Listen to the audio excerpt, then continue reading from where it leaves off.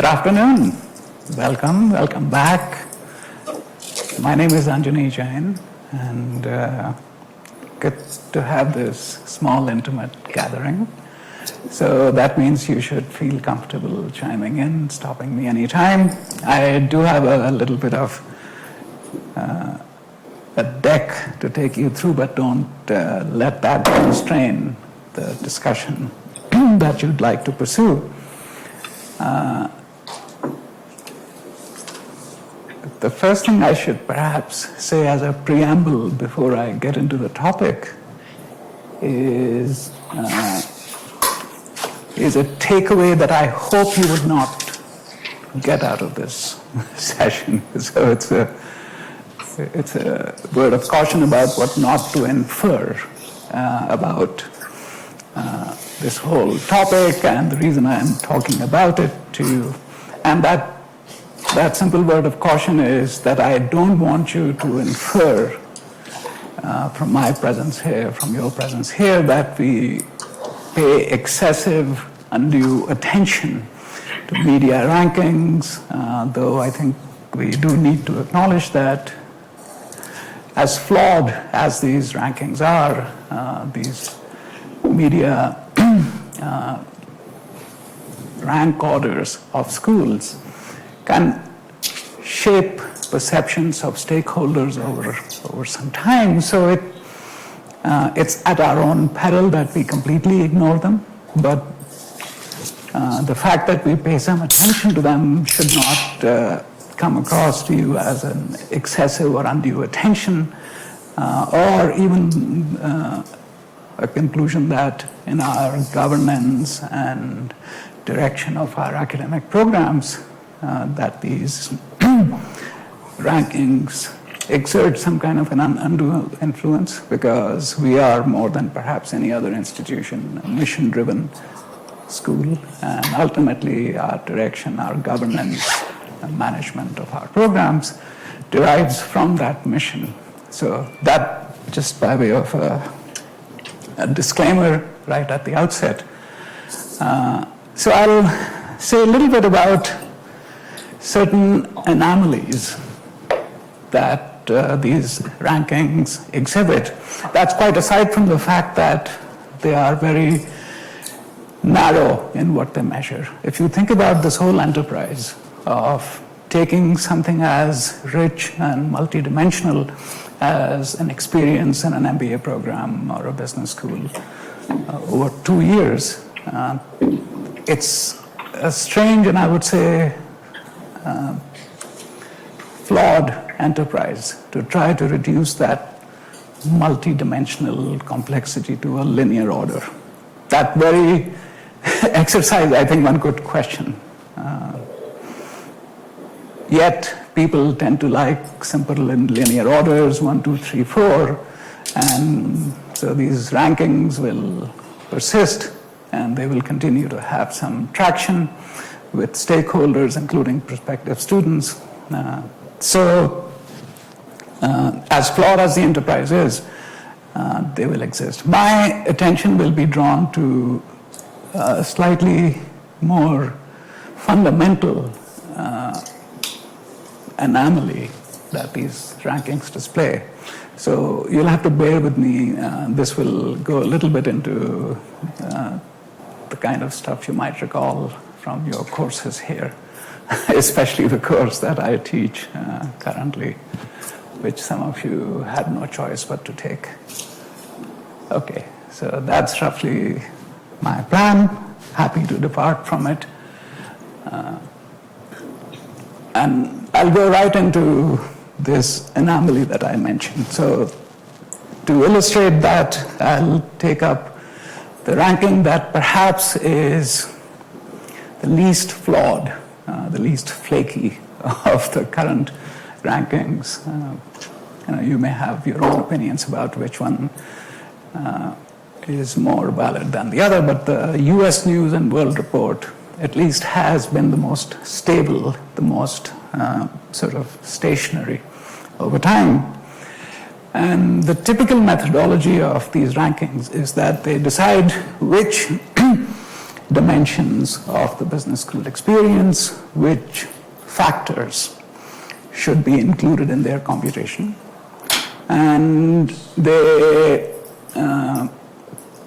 measure each of these factors either by doing a survey of various populations, such as alumni or current students or employers, or they get sort of numeric data directly from the schools. What is the employment rate at graduation, employment rate 3 months past graduation, etc. So each of these factors is measured either through a survey or from the data obtained from the school.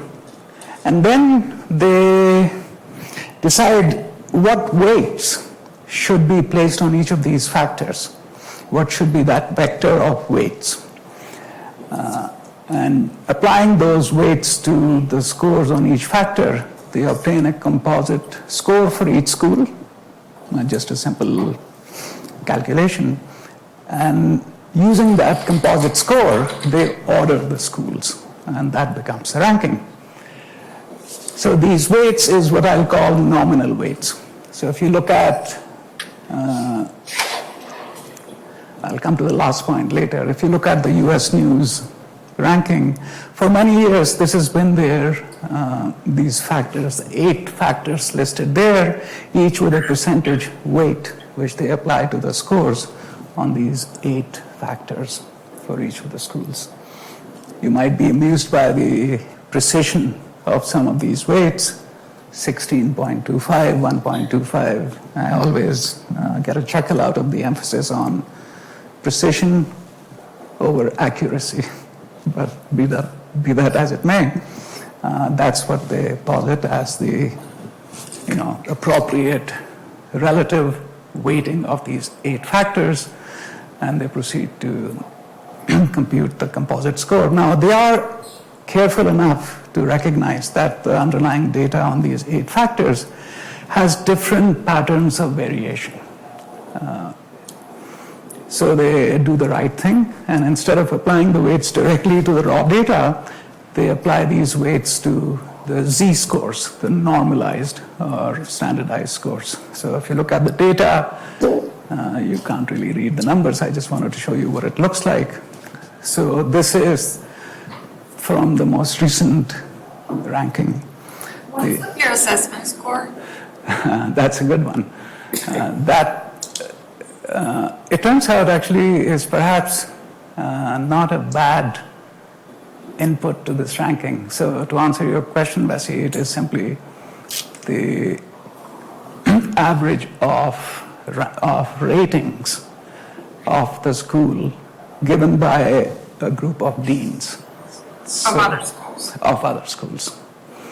So you can imagine, when we get the questionnaire, one of the questions is, what is a strategic element to that ranking? What should we think is the rank of school A, B, and C? But leaving all that aside, on a 5-point scale, these are the ratings of the schools. By the way, we were number 7 on this survey in this last publication.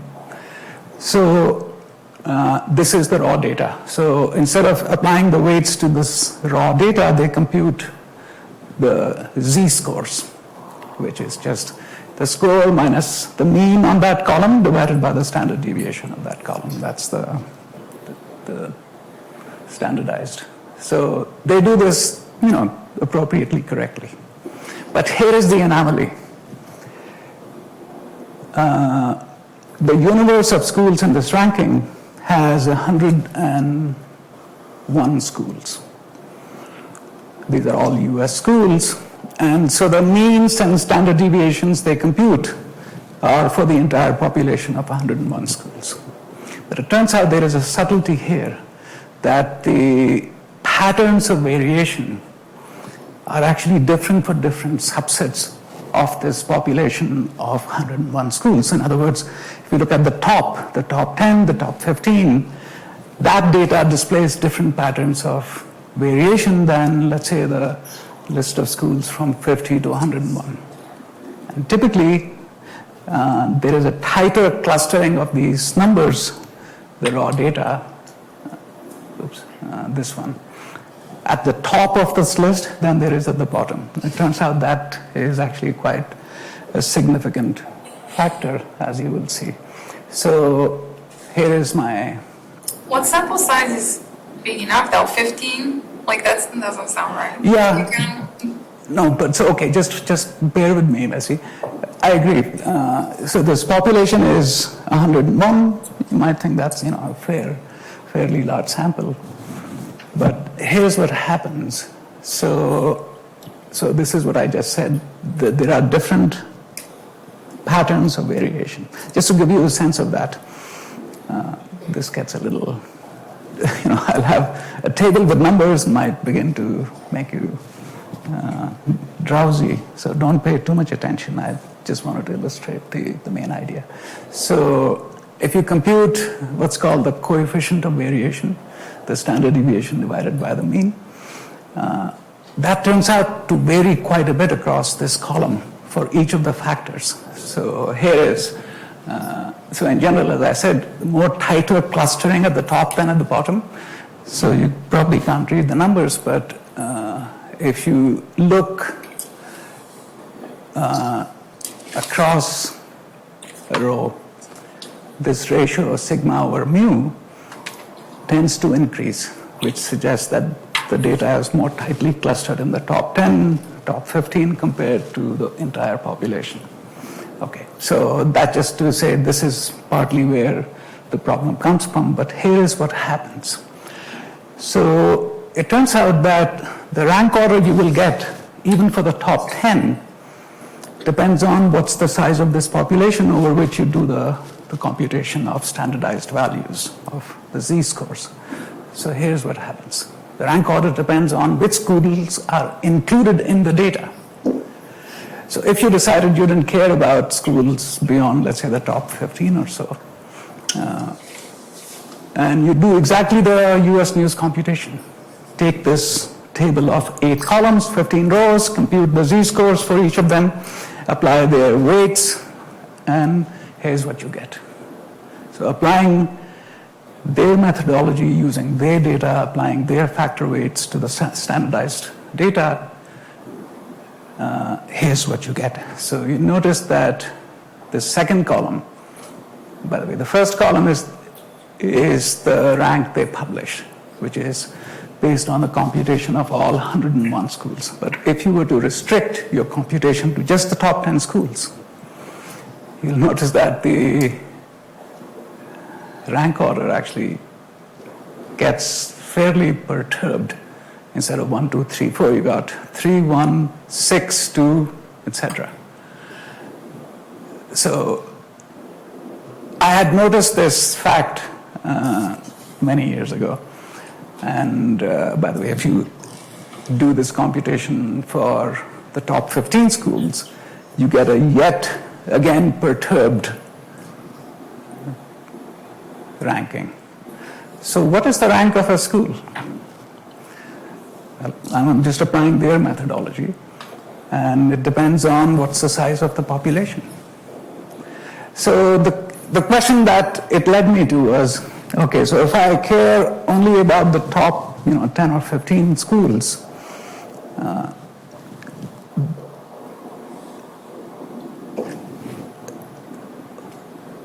how do I replicate the ranking that they publish? To put it another way, the question I asked was, what set of factor weights, when applied to this data for the top 10 or top 15, will replicate the order that they published? Or to put another way, what really mattered, or what were the weights that determined the ranking as they published it? Because it's clearly not what they say the weights are, which are those weights. Because when you apply those weights to the top 10 or top 15, you get a different ordering. So it turns out you can do this computation. There we go. So the question I'm asking is, given the published rank order for a given subset of schools, let's say the top 10 or the top 15, what are the effective weights which, when applied to the data for the chosen subset, will most closely replicate the published rank. And that turns out to be a problem we can solve. So this might bring back some nightmares about the course that some of you took not too long ago, popularly known as MMD, Modeling Managerial Decisions. For those of you who graduated, I think, before perhaps 2013, 2014, didn't have the course in exactly the current format. The current format, this is just a tangential note, is a very unusual course. It's the only such course I know of at any business school, because it's a combination of both the normative or mathematical approaches to decision making. That's the part I cover. But it also includes a behavioral perspective on decision making, which Professor Nathan Nowemsky teaches. So those of you who took the course will remember he comes into the very first class and illustrates through example after example how human judgment, even expert judgment, falls prey to fallacies, biases, misjudgments, and so on. And I come in the next class and I say, if I listen to Nathan too long, I get depressed. And so I offer myself as the optimistic, positive view of human decision making, etc. Anyway, so the part I cover has to do with optimization. So it turns out you can actually solve this constrained nonlinear optimization problem to infer what those weights had to be to produce the ranking that they published for the top 10, top 15. And the answer turns out to be this. So just to point, this is the US News weight vector. And if you restricted the computation to just the top 10 schools, the weights would have to be in this next column in order to reproduce the ranking that they published. So it turns out this peer assessment didn't matter in the top 10. Why? Because those scores were pretty tightly clustered. So the variation on that score was essentially immaterial. You can imagine the extreme case. If all the numbers are the same, then that factor clearly does not matter to the outcome. So, but look what happens when you go to the top 15. This factor, the peer assessment, suddenly gets a weight which is actually larger than the nominal weight. So you can see how sensitive these vectors are to what size of population you're looking at. So the clear conclusion, one of the clear conclusions I draw from it is that even if you wanted to manage an institution based on, so let's say you wanted to maximize our ranking in US News, what should we do? Which of these factors should be really emphasized? Well, peer assessment you can't influence directly too much, but things like acceptance rate at admissions should be drive our students to more high-paying jobs. So that's a factor. Should we encourage them to accept jobs early? Clearly, we don't do any of those things. But even if you chose to do those things, it's not clear which of those factors you should emphasize because it's very flaky. So it turns out this is an inherent anomaly of this methodology. I'm actually writing a technical paper. Professor at Kaplan encouraged me to put it in the form of a technical paper. Anyway, so this was something we had noticed for a long time. And though I do this computation just to find out, so what really mattered? We placed number 7 this year. What explains the outcome? So it turns out that the recruiter assessment this year was a big factor, much bigger than the nominal weight. Another big factor was employment 3 months past. Anyway, okay, so this was inherent to the methodology. But then in last October, when the other major ranking, the Business Week, Bloomberg Business Week ranking came out, that led me to discover something quite mysterious. So say a bit more about that. So yeah. Hey, in the previous slide, was there a reason that the 11.4, like for the top 15, the number 8 at the bottom is that shaded red for a reason? Like it's Oh no, the red and green is only to indicate comparison to the nominal weight. So if it gets overweighted, that's a green. If it's underweighted, okay. Yeah. So that's just my color coding.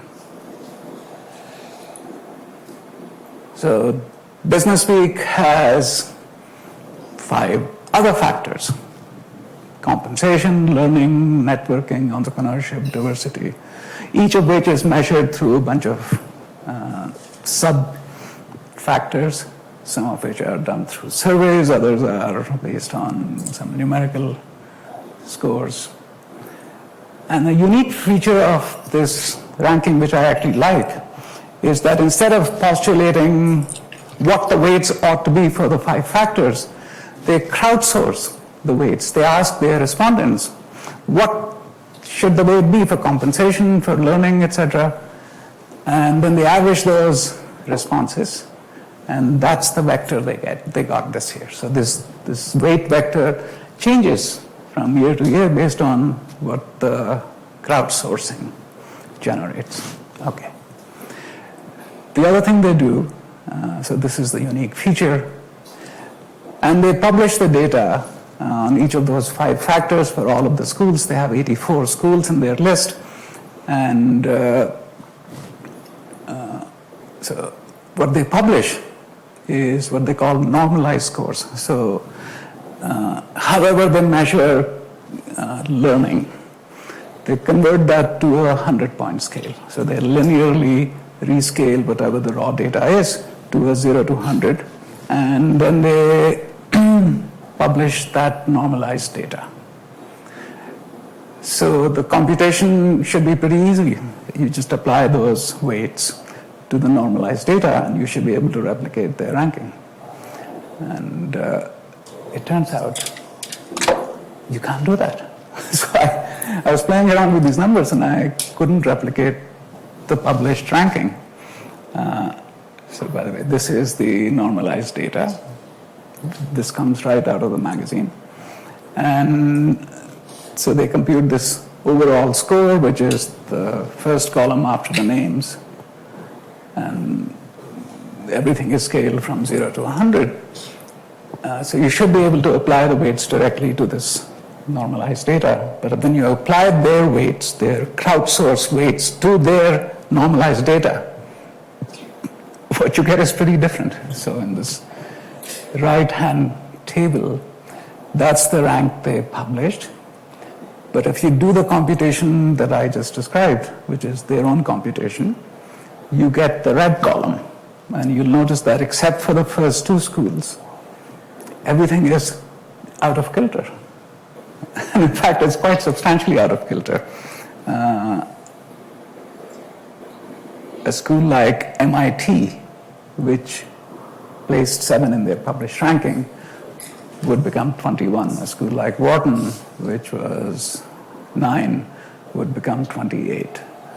A school which is not even in that top 20 list, UT Dallas, which I think had a published rank of 33, would become number 9. So I engaged in a correspondence with their editors to find out, what am I missing? And their responses were interesting. They first responded by saying, oh, no, this is pretty easy to explain. No, it's not surprising you're not able to replicate this, because we're using, we're not revealing to you what the raw data is. And so you cannot get those.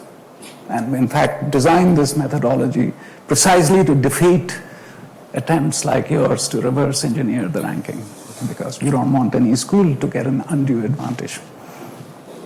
But that really didn't offer an explanation. I pointed out to them.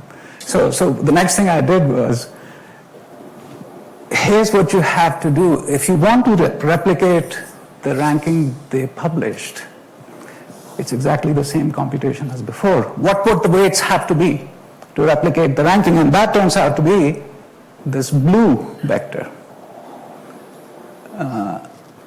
which is quite different from the much touted crowdsourced weights.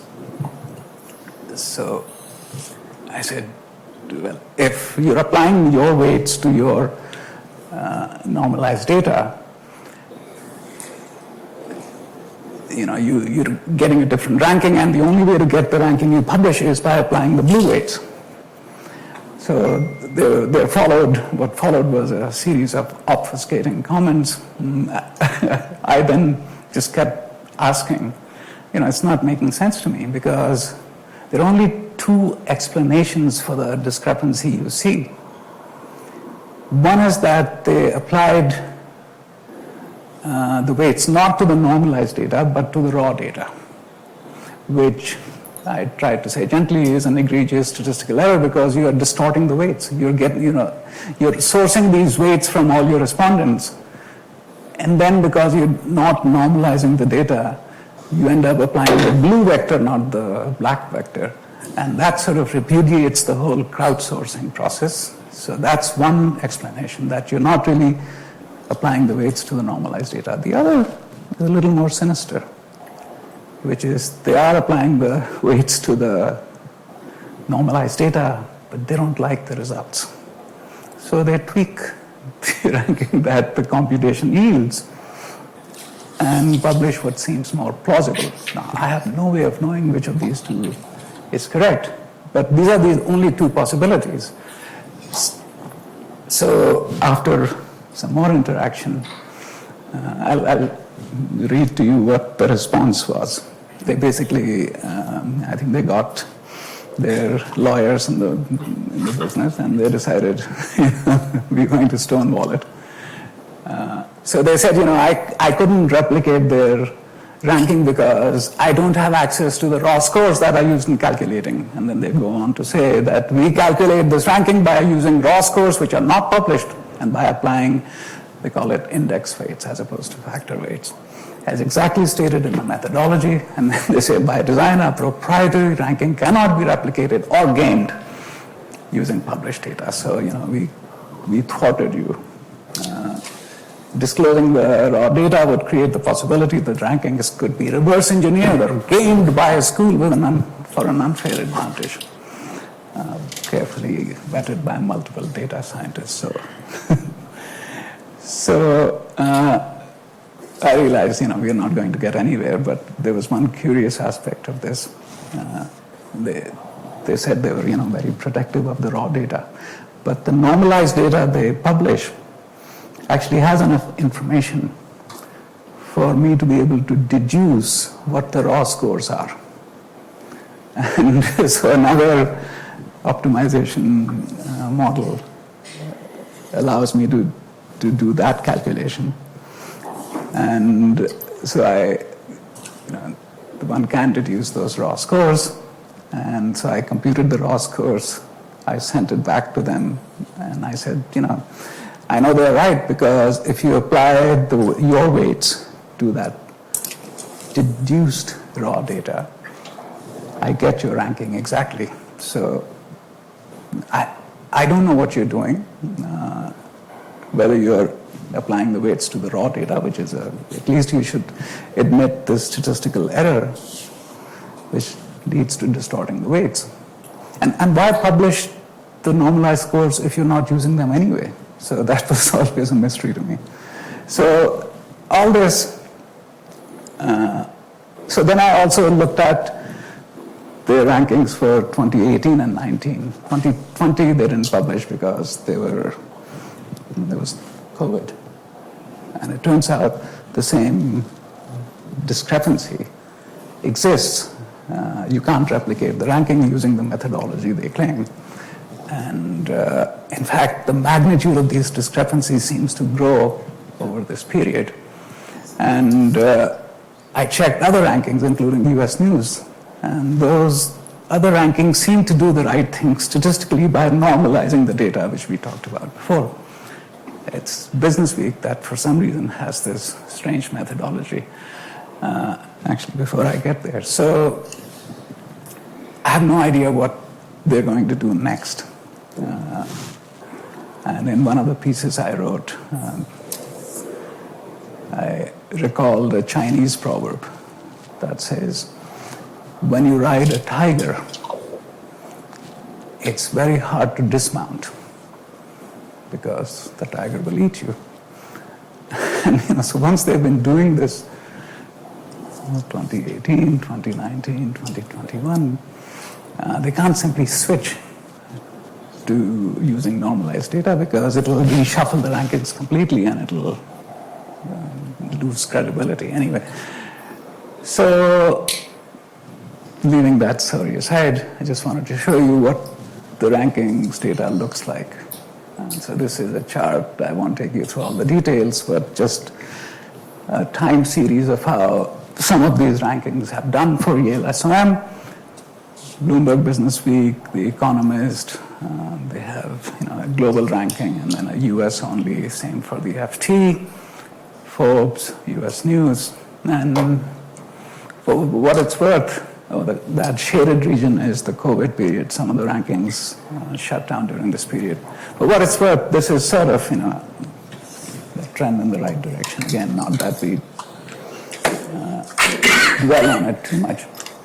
What I do want to show you, and perhaps that would be a useful discussion, is what we monitor much more closely than these media rankings. And that is what economists call revealed preferences. In other words, how do you vote with your feet when you have a choice?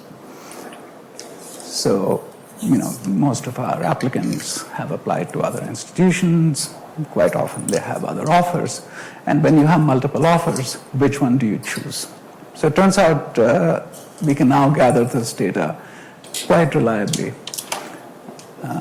The losses are actually, we can get with complete information.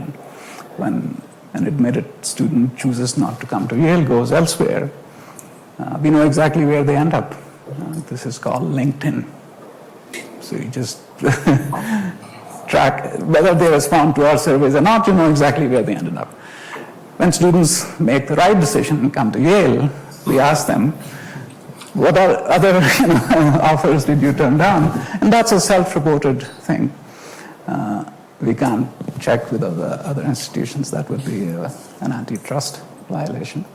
But over time, I think whatever sort of errors there are in that, they're not likely to change too much over time. So we track this, and we can therefore create this ratio of win versus loss.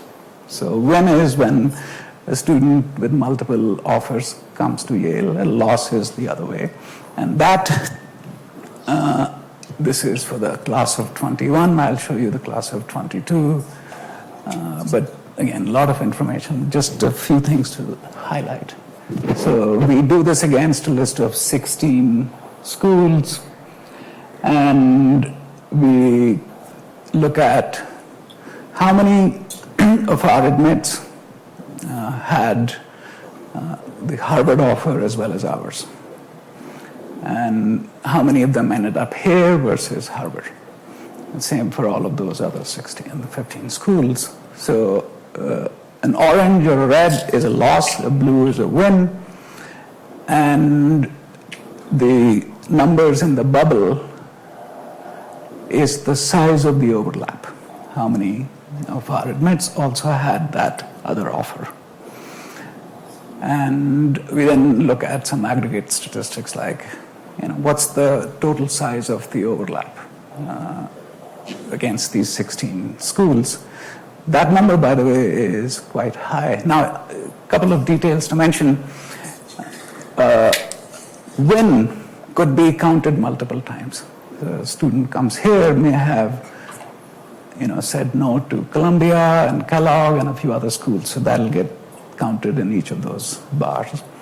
But a loss only gets counted once. The student ends up in Wharton, and that's just one count. So But as long as we do this in a consistent way, the trend becomes noticeable.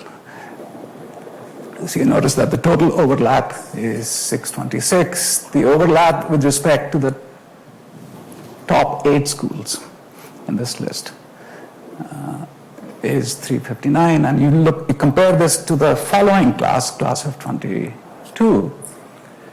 The ratio of red to blue, changes a little bit from year to year for each school, but you notice that the size of the overlap has grown quite a bit. And this might be worthy of some discussion if you're interested. Is it a good thing for Yale SOM or not that more of the students we admit are applying to other institutions? So I'll give you both sides of this debate. I've heard especially from alums from the 80s and earlier periods of the school. First of all, you shouldn't even be looking at any of this because Yale SOM is a distinctive school. It really is distinctive, a unique mission.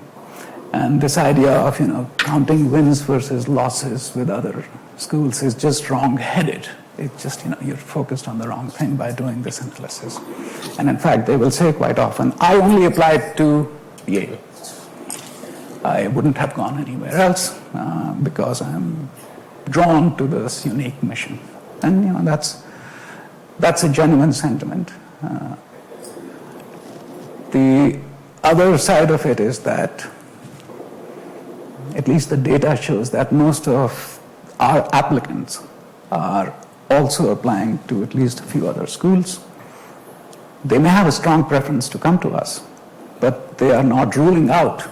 They might accept Kellogg if they don't get in here, or Berkeley or some other place. And there's an interesting paper by Professor Andrew Metrick who did this for undergraduate admissions. So, his idea was quite straightforward. He said, if you are going to take this multidimensional complexity of a college experience and reduce it to a linear order, what's the best way to do it? And being an economist, he said, look at revealed preferences. When people have multiple options, where do they go? And so he did that analysis for undergraduate admissions. And I think his rank ordering based on this win-loss data was something like Harvard, Yale, Princeton, etc. for undergraduate admissions, for whatever that's worth. But so I'll leave you just with this question. I don't need to detain you. But any thoughts, feedback to us about what we are missing in terms of this kind of a competitive analysis? Is it actually wrong-headed to even look at this kind of data? Should we worry if this win-loss ratio becomes less favorable to Yale over time?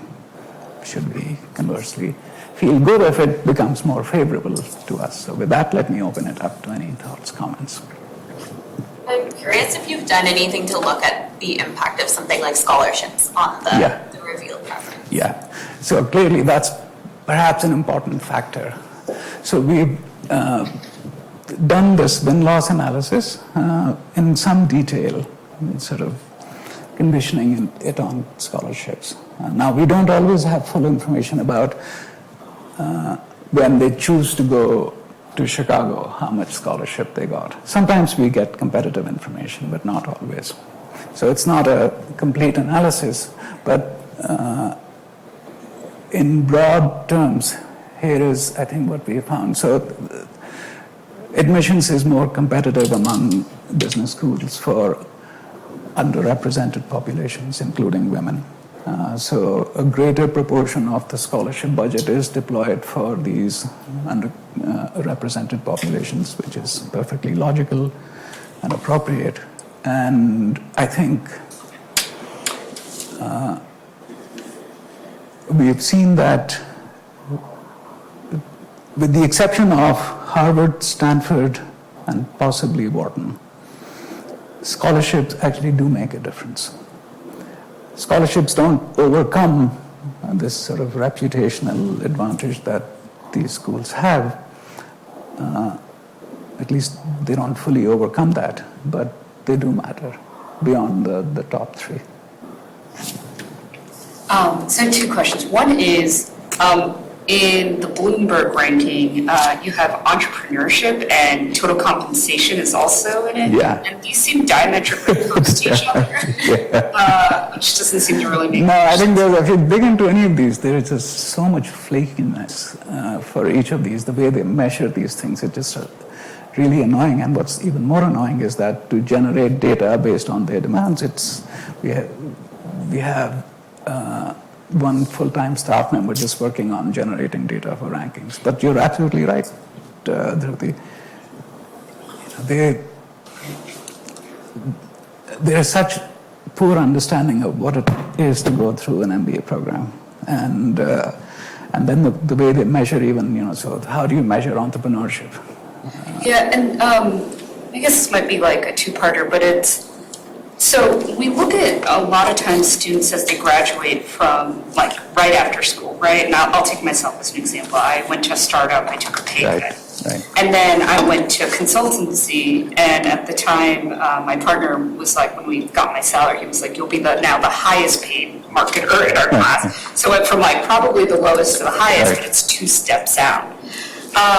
And often when we think about these programs, we don't think about like, what is like the 10th or 12th job you want? Yeah.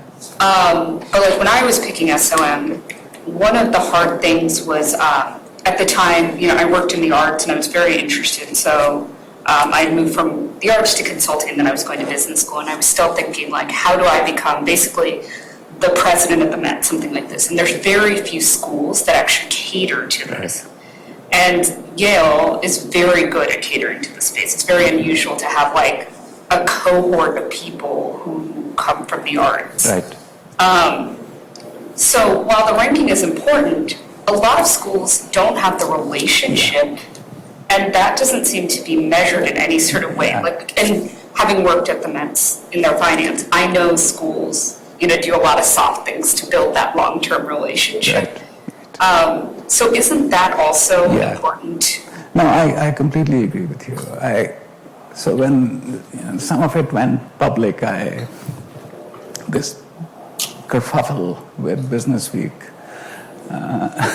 some of you may have noticed it. I put a few pieces in Poets and Quants, and I was teaching this course, MMD, and so I decided to show them how I did this calculation of the blue vector,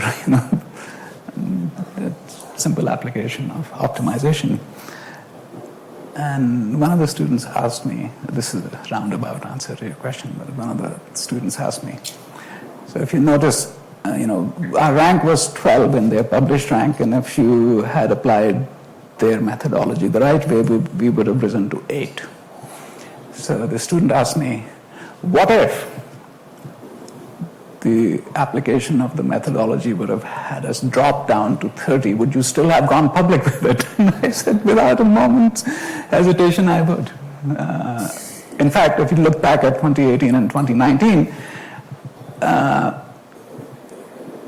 the correction would have dropped us. So then I decided, I'm going to read you a little bit of a note I sent to students, which I think picks up on your point. So I said, indulge me. If you've seen my emails, they can be interminable. I won't read the whole thing.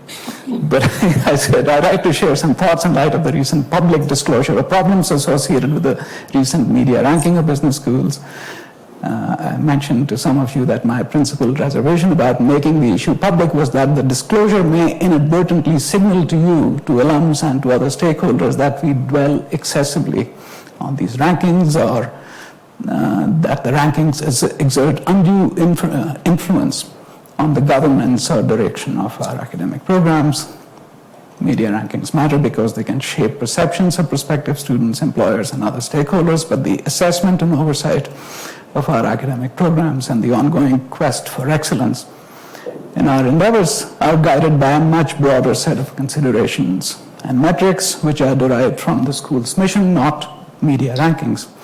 And then I recalled an experience that I had right, I think, in the second week after I came to New Haven. By the way, I'm marking an anniversary. In 5 days, I will have spent 10 years at Yale SOM, so I'm almost beginning to think of myself as an alum. Not quite. So I said it's also worth reminding ourselves that in academic institutions, long-term reputations derives largely from two sources: the impact and reach of the knowledge that emanates from scholars associated with the institution, and the reflected glory of the accomplishments of our graduates. That's to your point. That's what we all bask in, the reflected glory.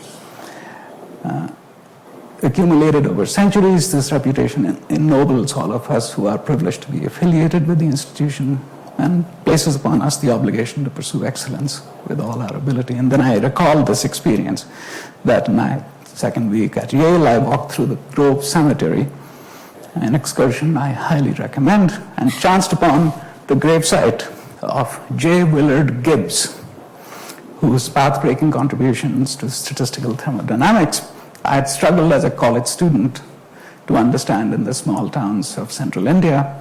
I did not know then that Gibbs was a product of Yale.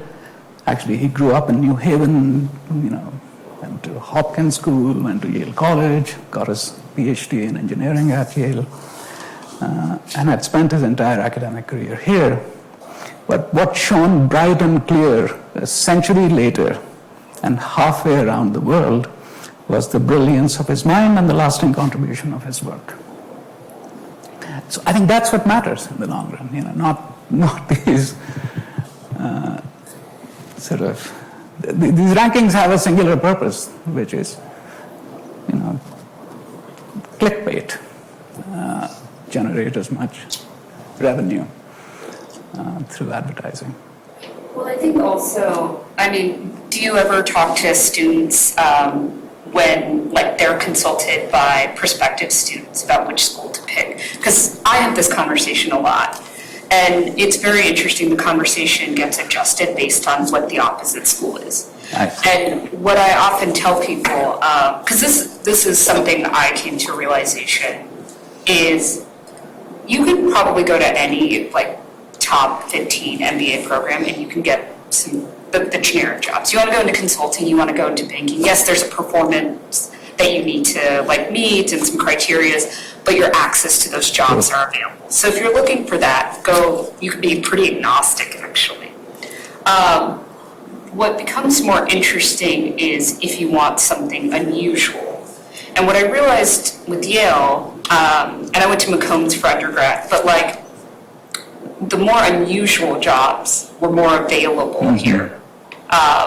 So I was very into food and I'm still into food, but when I looked at my Kellogg counterpart, their big thing was they can go to big CPGs, get your 2-year mark, right? We could do that as well, but I had to spend my summer studying a bunch of chefs and being at a very secret conference, and then I was in a test kitchen. Yeah. And those sort of opportunities just aren't available. I think the data does bear it out. The one thing that I noticed early in my years here is that the distribution of employment offers had a long, thin tail. What do I mean by that? And it's still true. Between 45 and 50% of our graduates go work in a firm or an organization where they are the only graduate of Yale SOM. So yes, there is a contingent that's going to consulting and a smaller contingent going to financial services, but there is this long tail where, and many of them, I think, are opportunities of the kind you described. Yeah, I think it's just a very interesting look when you start to think about who you're competing against. But for your own data, it might be interesting to just see what are like the assets that people say the school Yeah. has? And The other obvious thing that all of you realize now that you've been graduates for some time is it's almost never the first job or even the second one that matters to your professional trajectories. At least that's what I hear from alums who've been out longer than 10, 15 years. What matters is what you learn in those, first, second, third jobs, but where you eventually sort of choose your calling often departs from those initial platforms.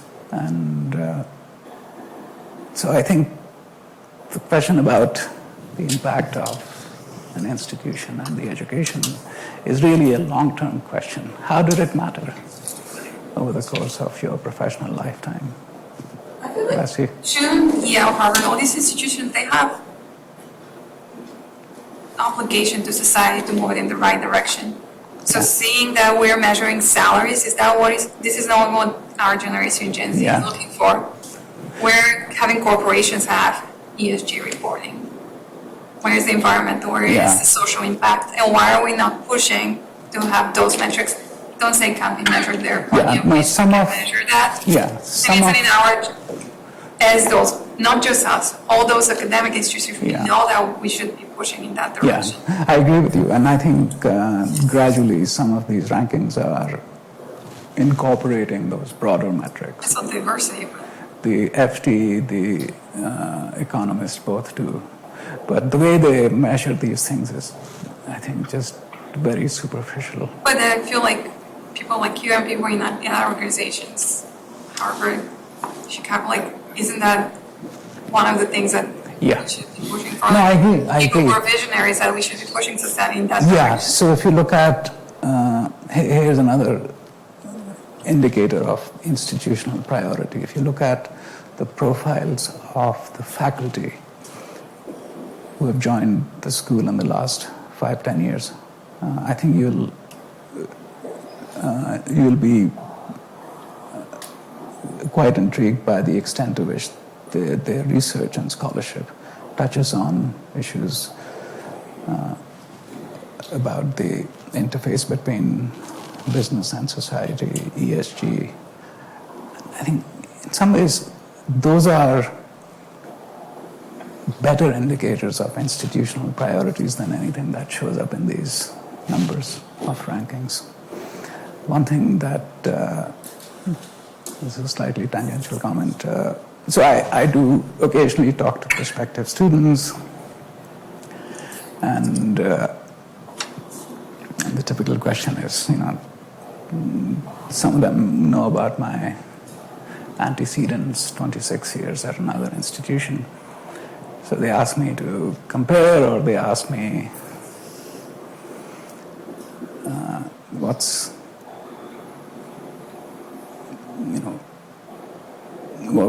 unique and distinctive about Yale SOM. So in one of these interactions, I said, look, I can tell you a lot of things that you would expect from a dean.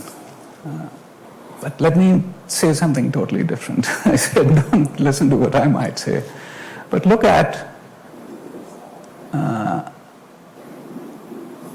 following fact. And this was a few years ago. We had attracted, I think, 6 senior faculty in finance. 5 of them came from Chicago. The 6th one came from Wharton. And this is just in finance. And, schools like Chicago and Wharton have a pretty strong reputation in finance. And I said, these faculty could write their ticket. They could choose to be anywhere. They're superstars in their field. The fact that they chose to come here signals something about what they think is the future of the institution.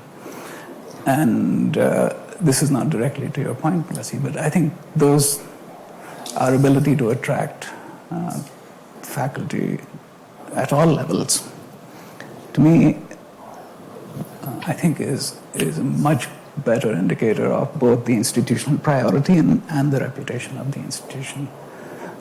Faculty, when they choose which school to work for, almost never pay attention to these rankings. Now, they may care if the ranking is plummeting, but on the whole, that doesn't govern their choices. Okay, yes. Hey, DJ. Just wanted to add on to what Dhruti and Bessie said. They're a little bit, they touched on it, but like, other than getting the foot in the door and the salaries and all that, two of the main reasons I came here was, one was for the alumni network, and two was for the people and the friends, the relationships I was going to have. Right. And that's the kind of stuff that's not really measured and can be measured only later. I mean, I'll give you a clear example. Like Simon, my wife, we had visa issues for years. It took her 3 years to come here after we got married. But because of the alumni network, I realized that the head of the consulate in Mumbai in India was a Yale alum. Oh, really? And not from SOM, but the Yale alum. Right. And I wrote to his personal email and I said, what's going on? And he responded to me, and his team responded to me, and there was all this other stuff going on there that I would have never had if I was not here, you see.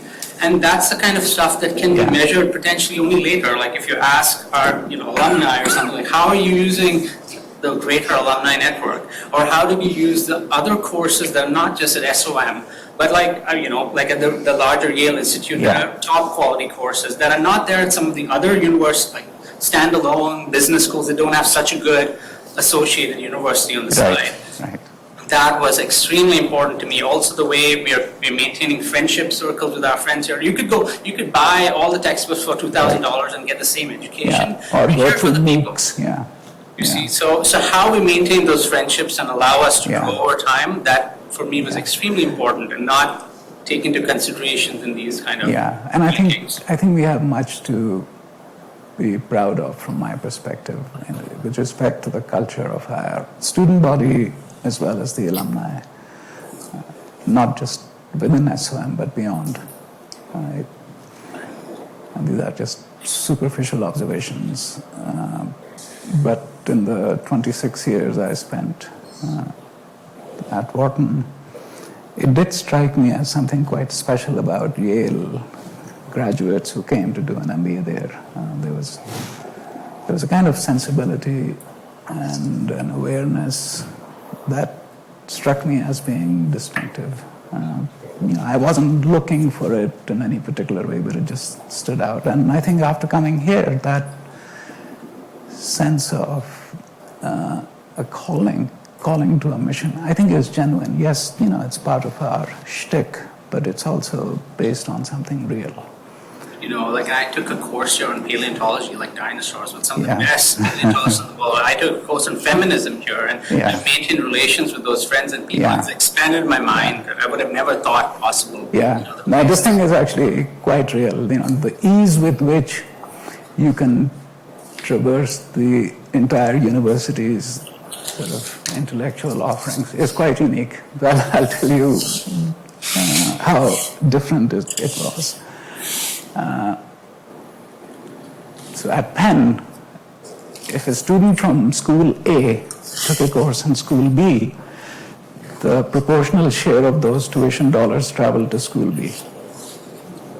So this set up some strange incentives because my chief financial officer would sit down with me once a year to say, look, Anjani, our trade imbalance with the rest of Penn is growing.